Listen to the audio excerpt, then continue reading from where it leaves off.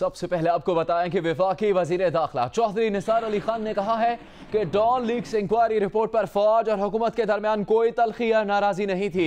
Civil military ताल्लुकात को तमाशा न बनाया जाए। दुनिया भर में यह मामला हसास होता है। दुश्मन तो चाहता है कि तमाशा लगा रहे, मगर सिविल मिलिट्री हम आहंगी की जितनी जरूरत आज है पहले कभी ना थी, और वो हम आहंगी मौजूद है। ये इतना बड़ा मसला नहीं था जितना बना दिया गया, और हुकूमत को अगर कुछ छुपाना होता तो पहले एक कमेटी, उसके बाद एक बड़ी कमीशन बनाया गया, और इस कमीशन में तमाम स्टेक होल्डर्स मौजूद हैं। इतनी सिविल मिलिट्री हमांगी, हार्मनी और कोऑर्डिनेशन की आज ज़रूरत है, शायद पहले कभी नहीं, और वो है तो गलत तरीके से पेश करने से ये पाकिस्तान की खिदमत नहीं हो रही। गलतफहमी वज़ीर आज़म हाउस के डॉन लीक्स रिपोर्ट पर हुक्म की तशहीर से पैदा हुई।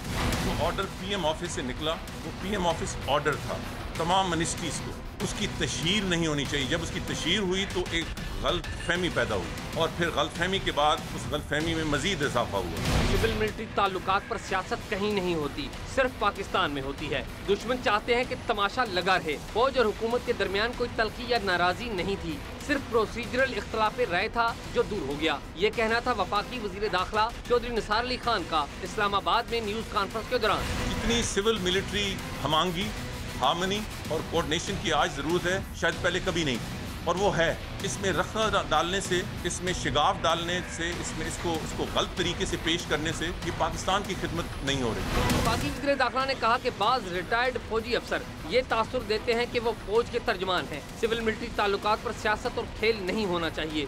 दुनिया में ऐसा नहीं होता, और जैसे मैंने कहा है कि जिन्होंने इस पे क्रिकेट खेलनी है या हॉकी खेलनी है या सियासत खेलनी है, वो मेहरबानी से कोई और पिच तलाश करें। वफाकी वज़ीर दाखिला ने कहा कि डॉन लीक्स कमेटी ने शवाहिद पर मुत्तफ़िका तौर पर फैसला किया, न कि किसी की ख्वाहिशात पर। डॉन लीक्स में अगर हुकूमत को किसी शख्स को, किसी फर्द को या किसी ग्रुप को बचाना होता, छुपाना होता, तो इस पर 2 कमिटीज़ न बनती। कैमरामैन शिराज गर्देजी के हमरा एजाज सैयद, जियो न्यूज़ इस्लामाबाद। इससे पहले वफाकी वज़ीर दाखिला चौधरी निसार अली खान ने डॉन लीक्स के मामले पर सहाफ़ियों को चकमा दे दिया। पहले सबके इकट्ठे सवाल लिए और फिर अलग अलग जवाब देने की बजाय मर्जी का बयान देकर चल दिए। इनसे इतने सवाल कराएं कि ये थक जाएंगे और मेरे जवाब देने की गुंजाइश ही ना हो। मीडिया को तजस्सुस था ये जानने का कि डॉन लीक्स का मामला कैसे हल हुआ। वजीर दाखिला चौधरी निसार अली खान ने पहले अपनी वजारत के अमूर बयान किए, फिर सवालों जवाब की बारी आई तो चौधरी निसार सहाफियों के दिल की बात जान गए। मुझे पता है कि आपने सवाल किस पे करना है। मैं ज्यादा से ज्यादा आपको लंबी कहानी दे के डाइवर्ट कर सकता हूँ। मैंने सरफराज साहब को कहा कि बेहतर नहीं है कि मैं ये करके उठ जाऊं, तो उन्होंने कहा ये सारे आपके दोस्त हैं, ये बहुत शोर शराबा करेंगे। आप ज़रा नोट कर लें कि मैं आपसे नजरें नहीं मिला रहा। वफाकी वज़ीर दाखिला ने तमाम सहाफियों को डॉन लीक्स पर इकट्ठे सवालात के लिए कहा और संजीदगी से नोट्स लेते रहे। सरफराज साहब बचाएं मुझे। जिस तरह डॉन लीक्स का मसला बहुत तवालत पकड़ गया, ऐसी आपके सवालों का सिलसिला भी, तो आपके सवालों पे 20 मिनट लगे, तो मुझे जवाब देने में तो 1 घंटा लगेगा इंशाअल्लाह। सहाफ़ी तवक्का कर रहे थे कि चौधरी निसार उन्हें एक एक सवाल का जवाब देंगे, मगर चौधरी निसार ने अपनी मर्जी का जवाब दिया और हंसते मुस्कुराते सहाफ़ियों को चकमा देकर चले गए। एजाज सैयद, जियो न्यूज़ इस्लामाबाद। कौमी असम्बली में कायदे हिज़्ब इख्तिलाफ सैयद खुर्शीद शाह ने कहा कि डॉन लीक्स के मामले में असल जिम्मेदार वज़ीर आज़म हाउस था। कौम को बताया जाए कि मसला क्या था जिसके बायस डेडलॉक पैदा हुआ।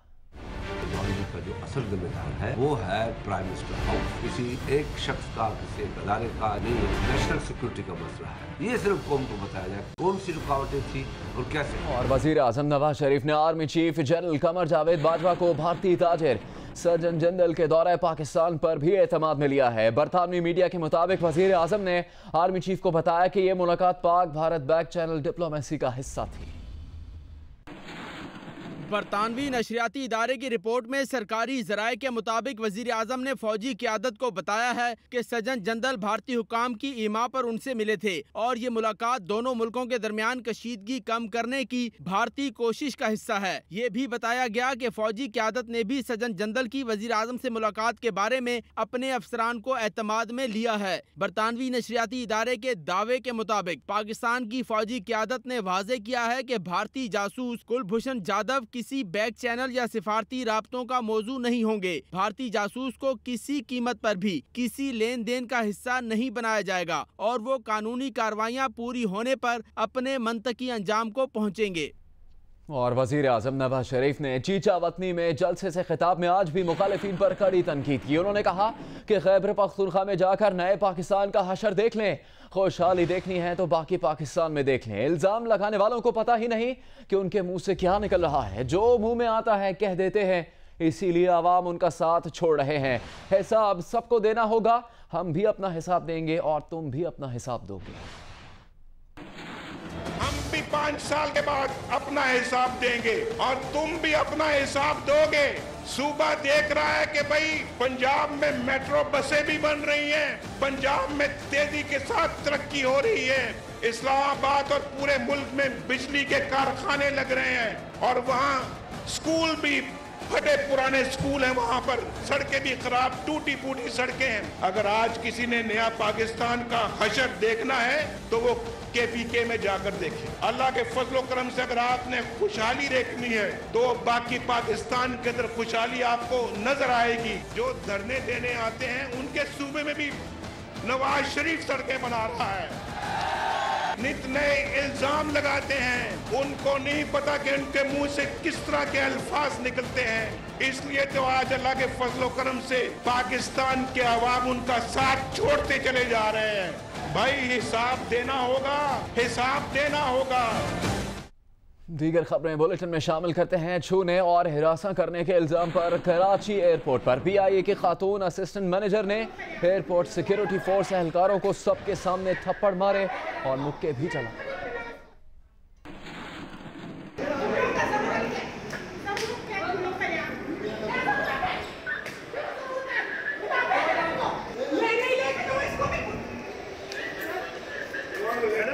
गुस्से में आग बगोला, जबान से शोले उगलती और हाथों से एक नहीं 3 मर्द एहलकारों के होश ठिकाने लगाती।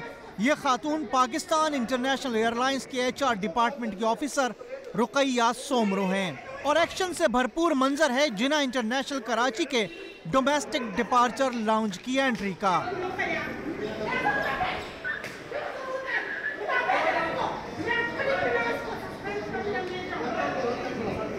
खातून का इल्जाम है कि उन्हें सादा लिबास पहने इस एहलकार ने एंट्री पर छूने और हिरासा करने की कोशिश की। इस नाजेबा हरकत पर रुकैया सोमरो ने आओ देखा ना ताओ पहले इस एहलकार को थप्पड़ जड़ दिया और फिर मामले की खैर खबर लेने वाले 2 ASF एहलकारों को भी ना बख्शा। गुस्सा कम ना हुआ तो सादा लिबास वाले की अब मुक्के खाने की बारी आ गई।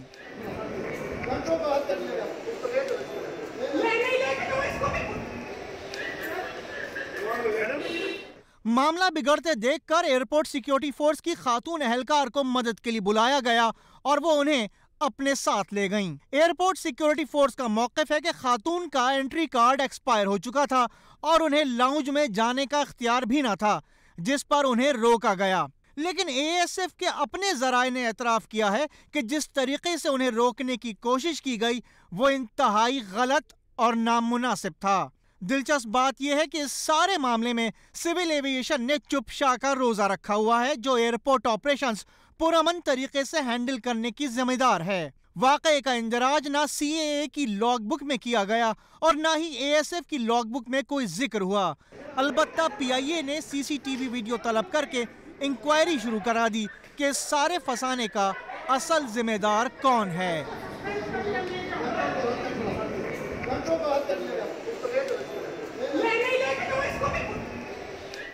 अभी खबर है लोड शेडिंग की। मुल्क में बिजली का शॉर्टफॉल 4500 मेगावाट है। शहरों में 8 घंटे और देहात में 10 घंटे लोड शेडिंग की जा रही है। कराची में बिजली का बहरान मजीद 4 दिन बरकरार रहने का इम्कान जाहिर किया गया है। शदीद गर्मी से परेशान शहरियों को लोड शेडिंग ने हल्कान कर दिया। तर्जुमान के इलेक्ट्रिक के मुताबिक प्लांट में खराबी और गैस प्रेशर में कमी से 250 मेगावाट का शॉर्टफॉल है, जिसकी वजह से लोड शेडिंग की जा रही है। ताहम गैस प्रेशर में कमी का के इलेक्ट्रिक का उज़र सुई सदन गैस कंपनी ने मुस्तरद कर दिया। तर्जुमान सुई सदन का कहना है कि के इलेक्ट्रिक को पूरे प्रेशर से गैस दी जा रही है।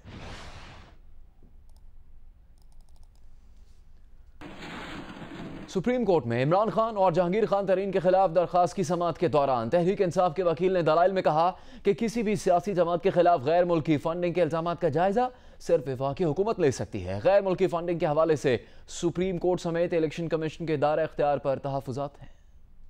Chief justice Pakistan justice Saqib Nisar की सरबराही में जस्टिस उमर अता बंदयाल और जस्टिस फैसल अरब पर मुश्तमिल बेंच तहरीक इंसाफ के चेयरमैन इमरान खान को नाअहल करार देने और पीटीआई के लिए ममनुआ जराए से फंड्स इकट्ठे करने के इल्जामात के मुकदमा की समाअत का छठा रोज। पीटीआई पर गैर मुल्की ममनुआ फंड्स के इल्जामात की तहकीकात के लिए इलेक्शन कमीशन को बतौर कमीशन मुकर्रर करने की गुज़िश्ता रोज दी गई अदालती तजवीज़ पर पीटीआई के वकील अनवर मंसूर ने कहा उनका चेयरमैन तहरीक इंसाफ इमरान खान से मौक़िफ़ लेने के लिए राब्ता नहीं हो सका। वो इस्लामाबाद में नहीं और फोन पर उनसे बात नहीं करता।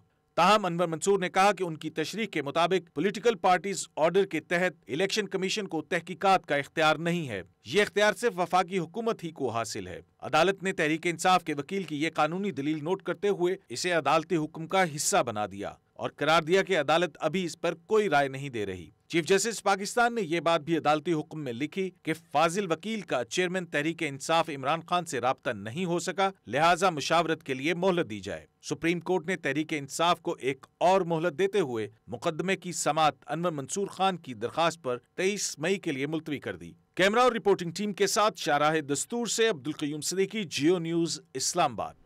तहरीक इंसाफ के रहनुमा शफकत महमूद का कहना है कि मुस्लिम लीग नून की बौखलाहट बढ़ रही है। पीटीआई का कोई खुफिया फंड नहीं। हनीफ अब्बासी जैसे लोगों का पीटीआई के फंडिंग से मुतालिक मुकदमा क़यामत की निशानी है। मुस्लिम लीग नून के रहनुमाओं ने भी इमरान खान पर वार किए। हनीफ अब्बासी बोले कि कहाँ नवाज शरीफ और कहाँ इमरान खान और उनकी पार्टी नाअहल होने जा रही है। दानियाल अजीज ने कहा कि पीटीआई को गुमनाम लोगों की जानिब से फंड्स फराहम किए गए। तलाल चौधरी का कहना है कि इमरान खान ऐसे भाग रहे हैं जैसे बकरी शेर के आगे भागती है। जब ये नवाज शरीफ साहब के ऊपर बात किया करता था तो मैं कहता था क्या पिद्दी और पिद्दी का शोरबा, यानी क्या नवाज शरीफ और कहाँ इमरान खान। हमने तो तुम्हें नामजद किया और तुम्हारी स्टपनी को भी, जो आज वो स्टपनी कहाँ है तुम्हारी, वो नहीं आती, तुम नहीं आते, वो इमरान खान किसको बेवकूफ बना रहे हो। अगर इनकी सियासी हैसियत होती तो 2008 का इलेक्शन तो उन्होंने बाइकआउट किया था, उससे पहले तो ये एक सीट की पार्टी थी। तो कैसे रातों रात जो है तमाम दुनिया जाग पड़ी और इनको पैसे फराहम करने शुरू हो गई। थोड़ा सा सोचे। तलाशी तलाशी तलाशी का जो स्लोगन था, नवाज शरीफ तो शेर की तरह खड़ा रहा क्योंकि उसकी किसी जेब में मनी लॉन्ड्रिंग, टैक्स चोरी या मिस डिक्लेरेशन ऑफ एसेट नहीं थी। खान साहब अभी तो आगाज है और आप दौड़े चले जा रहे हैं और ऐसे है जैसे बकरी शेर के आगे भाग रही होती है। अभी आपको ये खबर दें कि वफाकी वजीर दाखिला चौधरी निसार ने कहा है कि अल्ताफ हुसैन के मामले में रेड वारंट पर काम हो रहा है। कुछ दस्तावेजात सूबों से हासिल करनी है। 15 जून से पहले रेड वारंट जारी हो जाएंगे। अल्ताफ हुसैन के हवाले से जो रेड वारंट हमने असर 9 भेजने थे, उस पर काम हो रहा है। हमने उस पर बहुत हाई प्रोफाइल और सीनियर लीगल एक्सपर्ट्स लगाए हैं। मौलाना आजम तारिक के कत्ल के मुकदमे में मतलूब मुलजिम 13 साल बाद पकड़ा गया। एफआईए ने सप्तैन काज़मी को इस्लामाबाद एयरपोर्ट से गिरफ्तार किया। मुलजिम बरतानिया जाने की कोशिश कर रहा था। अदालत ने 5 रोज के रिमांड पर पुलिस के हवाले कर दिया। शहर था इस्लामाबाद और साल था 2003। मौलाना आजम तारिक को 4 साथियों समेत कत्ल किया गया और केस का मरकजी मुलजिम सैयद सप्तैन काज़मी फरार हो गया था बरतानिया में। आजम तारिक मिल्लत इस्लामिया और कालादम सिपा साहबा पाकिस्तान के सरबराह और रुकन कौमी असम्बली थे। ज़राए ने जियो न्यूज़ को बताया है कि मुलजिम सैयद सप्तैन काज़मी एक निजी प्रवास के जरिए इस्लामाबाद से कतर के रास्ते बरतानिया जा रहा था कि एफआईए ने मुलजिम को हिरासत में ले लिया। ज़राए का कहना है कि मुलजिम का नाम ईसीएल पर शामिल तो नहीं था। ताहम डायरेक्टर एफआईए मजहर काका खेल ने मुलजिम के बारे में पहले से मौसूल खुफिया इतला पर एयरपोर्ट पर अमले को अलर्ट कर रखा था। मुलजिम सैयद सप्तैन काज़मी का ताल्लुक लाहौर से है और उसकी गिरफ्तारी पर 10 लाख रुपयों का इनाम मुकर्रर है। मुलजिम का नाम सीटीडी इस्लामाबाद की साल 2009 में शाया होने वाली पहली रेड बुक में भी इंतहाई मतलूब और मफरूर दहशत गर्दों की फहरिस्त में शामिल था। रेड बुक के मुताबिक मुलजिम इमामिया स्टूडेंट फेडरेशन का सरगर्म रुकन रहा है।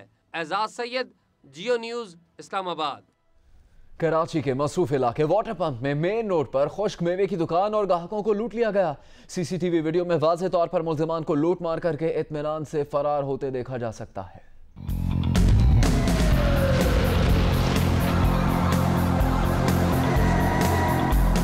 फेडरल एरिया ब्लॉक 16 में 2 मुल्जिमान शाम 7:30 बजे ड्राई फ्रूट की दुकान पर आए। एक मुल्जिम ने अपने चेहरे को रुमाल से ढांपा।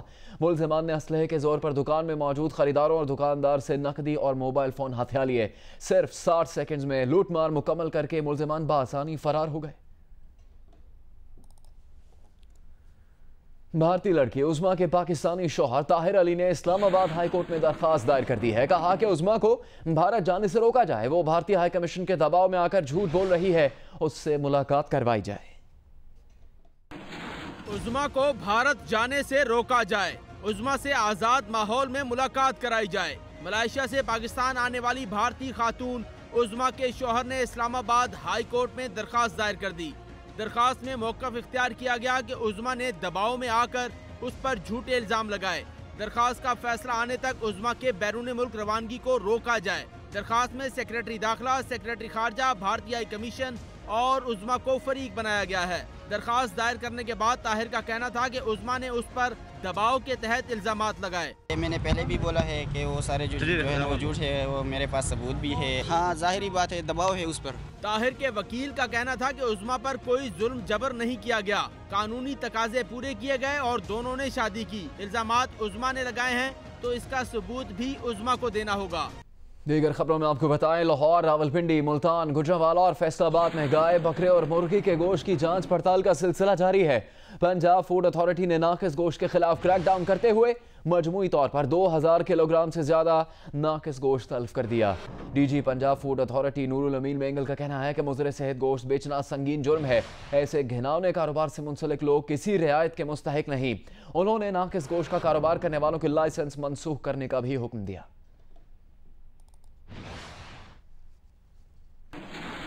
पेशावर की जिले इंतजामिया भी मुज़र सेहत गोश्त फरोख्त करने वालों के खिलाफ मैदान में आ गए। 6 कसाब गिरफ्तार कर लिए।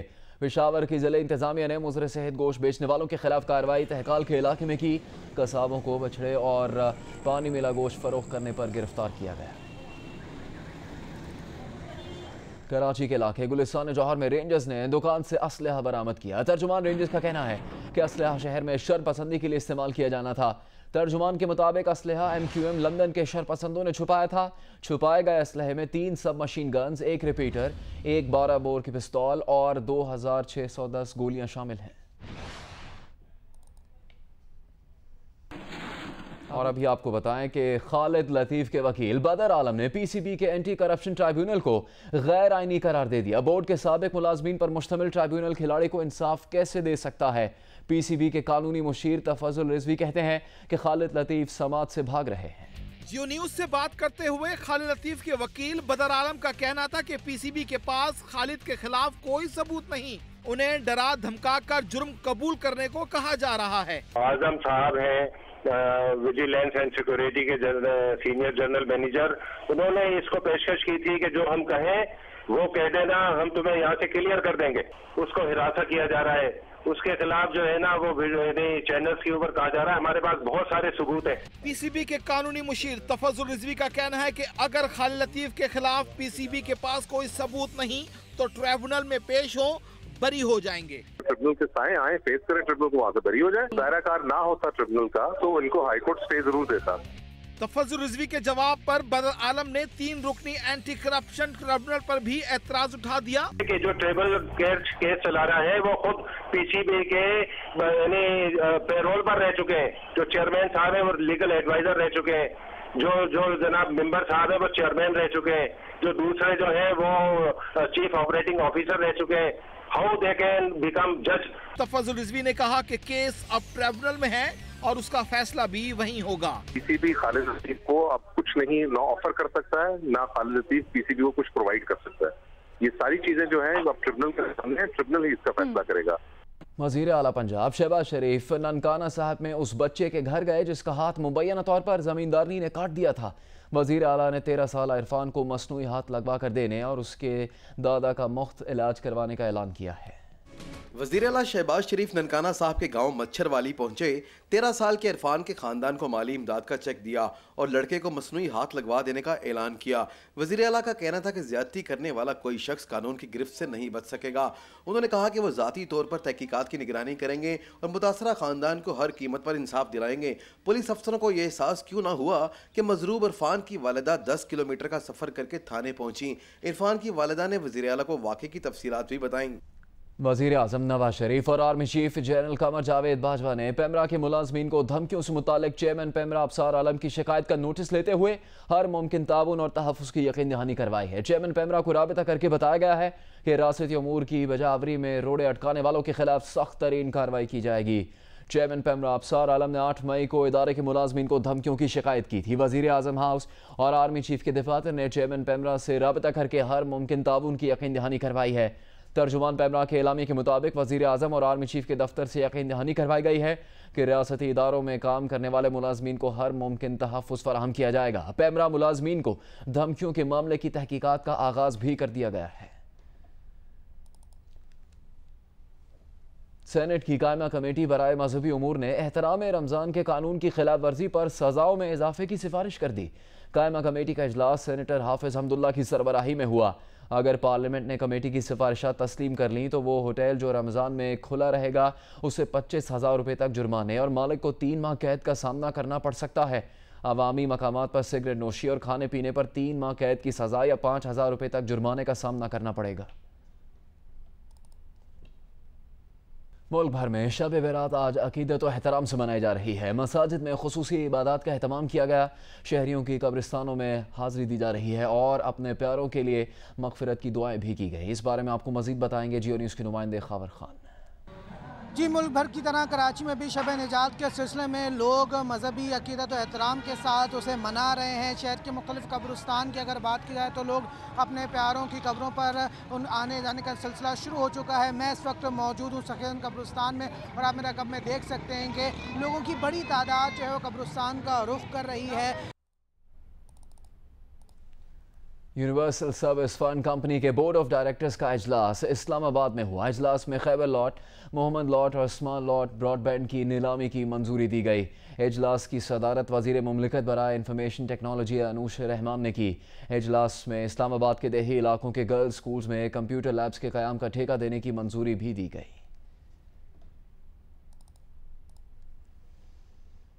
अभी आपको ताज़ा तरीन वीडियो दिखाते हैं। बॉक्सर आमिर खान, बख्तावर भुट्टो जरदारी और आसिफा भुट्टो जरदारी की जो बॉक्सिंग की तरबियत के लिए गाड़ी में जा रहे हैं। आपको पहले भी दिखा चुके हैं कि बख्तावर भुट्टो और आसिफा भुट्टो जरदारी इन दोनों बॉक्सर आमिर खान से बॉक्सिंग की तरबियत ले रही हैं। ताज़ा वीडियो में देखा जा सकता है कि आमिर खान, बख्तावर और आसिफा भुट्टो जरदारी एक ही कार में सफर कर रहे हैं। Hey guys, look who I'm with. I'm the coach. The coach? I'm the coach of the basketball. What are you hiding for? What's going on? I'm the coach. So yeah, we're off to the gym, guys.